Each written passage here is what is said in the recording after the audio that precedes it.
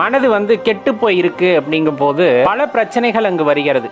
பொறாமையினால், அதே போல ஆசையினால், அகங்காரத்தினால், கோபத்தினால் இந்த மாதிரி மனமானது பண்படாமல் போய்விடுகிறது, கெட்டு போய்விடுகிறது. அப்பதான் மனிதனுக்குள்ள சஞ்சலம் அப்படிங்கிறது ஏற்படுது. ஒரு குழப்பமான நிலை அப்படின்னு வச்சுக்கோங்களேன். அந்த குழப்பத்துக்கு விடையே தெரியாது. ஒரு மனமானது குழம்பி விட்டால் அதில் தெளிவு ஏற்படவில்லை என்றால் எதை பார்த்தாலும் தவறாகத்தான் தெரியும். எதை பார்த்தாலும் தவறாகத்தான் தெரியும். அந்த மனமானது தெளியும் பொழுது கண்டிப்பா எந்த கேள்விக்கான விடையும் ரொம்ப எளிதில் ஏற்படக்கூடியதாக அல்லது நம்மால் முடிவு எட்டப்படக்கூடியதாக இருக்கும். தெளிந்த மனது அப்படிங்கிறது தெளிந்த நீரோடை போல. உள்ளுக்குள்ள நீங்க ₹1 காசை போட்டீங்கன்னா சலனமில்லாமல் இருக்கிற தண்ணியில அந்த ₹1 காசை மேல இருந்து பார்க்க முடியும். தண்ணீர் கலங்கி இருக்கு அப்படிங்கும் போது அதுக்குள்ள என்ன இருந்தாலும் தெரியாது. அதே போலதான் சலனமில்லாத மனது அப்படிங்கிறது உள்ளிருக்கக்கூடிய அந்த பரம்பொருளை நமக்கு உணர்த்தும். அப்ப மனது பண்பட வேண்டும். அப்ப மனது பண்பட வேண்டும்னா என்ன பண்ணணும்? இப்ப அதுக்கான மருந்து என்ன?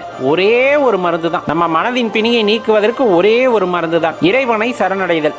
எல்லாம் இறைவன் என்று ஆதல். எதுவும் எனக்கில்லை, எந்த நடப்பதும் எனக்கும் அதுக்கும் சம்பந்தம் இல்லை, எல்லாம் இறைவனின் செயல் அப்படின்ட்டு இறைவனை சரணடைந்து விட்டு நாம் அந்த வழியிலேயே பயணிக்கின்றோம். அப்படிங்கும் போது கண்டிப்பா நம்ம மனதானது ஒரு பக்குவ நிலையை ஒரு கட்டத்தில் எய்தும். அப்ப மனதில் ஏற்படக்கூடிய பிணியை போக்குவதற்கு ஒரே வழி இறைவனை சரணடைதலாகத்தான் இருக்க முடியும். மனதை பண்படுத்துவதன் மூலமாகத்தான் நாம் ஒரு உயரிய நிலையை எய்த முடியும் அப்படிங்கறத தெளிவா தெரிஞ்சுக்கிட்டு அதுக்கான வழியை நோக்கி நம்ம பயணிக்கணும். எத்தனை தெய்வங்கள் இருந்தாலும் சிவபெருமானுக்கு ஒப்பானவர் யாரும் இல்லை அப்படின்னு குறிப்பிடுவாங்க. உங்க மனது செம்மையடைய வேண்டும் அப்படின்னா சிவபெருமான வழிபடும் பொழுது, அவரையே எண்ணி இருக்கும் பொழுது, அவரையே துதிக்கும் பொழுது, துதிப்பாடும் பொழுது கண்டிப்பா மனமானது மகிழ்ச்சி அடைகிறது.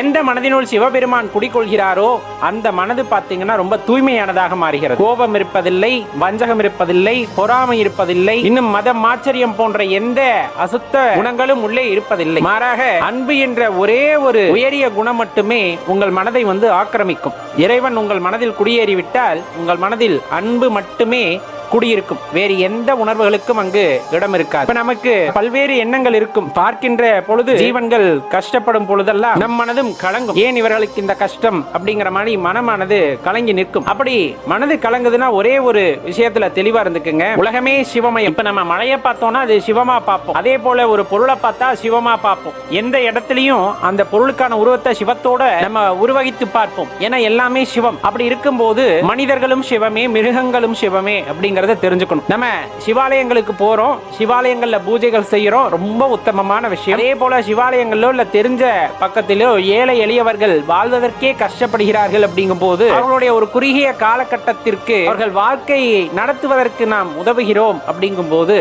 கண்டிப்பா அது ஈஸ்வரனோட அந்த ஒரு செயலை நீங்க எடுத்து செய்யறீங்க. உங்களை கருவியா மாத்துறாரு. அவர் நேரடியா செய்வதற்கு பதிலா உங்கள் மூலமா செய்ய வைக்கிறார்.